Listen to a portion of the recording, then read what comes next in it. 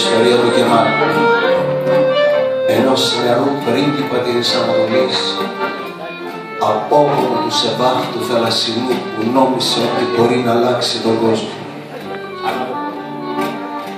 Μα πικρές συμβουλές του Αλλάχ και σκοτεινές οι ψυχές των ανθρώπων.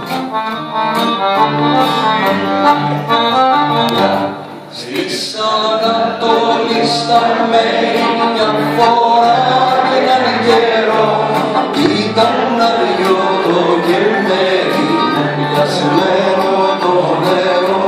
Στη Μοσούλη, στη Βασόρα, στην παλιά τη Τουρμαδιά, πικραμένα λένε τώρα είσαι μου τα παιδιά.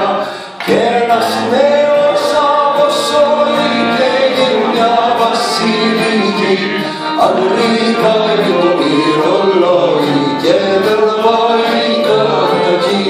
Τον κοιτάει με ειρήνη, με ματιά πικερή κι όρκος στον Αλλάχ τους δίνει πως θα αλλάξουν οι καιροί.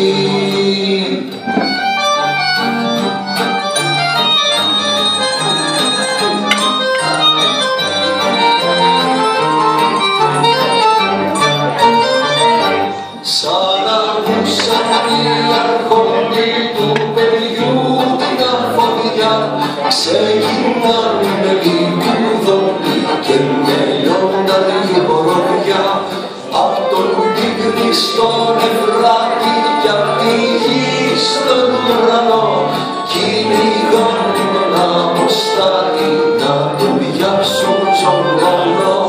Πέφτουν πάνω του τα σκύφη σαν ακράτη τα σκυλιά και τον πάνε στο χαλίφι να του πάρει τη φιλιά. Μαύρο γάλα είχε εκείνο το πρωί πριν αφήσει στην κρεμάλα τη στερνή του την πνοή.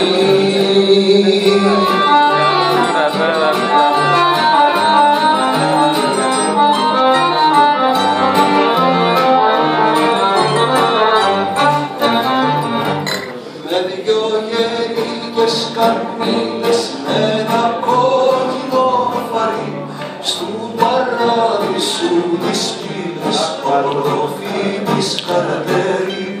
Πάνε τώρα χέρι-χέρι κι είναι γύρω συννεφιά, μα της Δαμασκού τα αστέρι τους κρατούσε συντροφιά.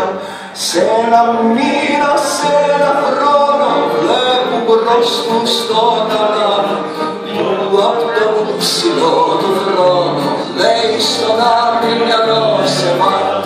Νικημένο μου ξεφτέρι δεν αλλάζουν οι καιροί, με φωτιά και με μαχαίρι πάντα ο κόσμος προχωρεί.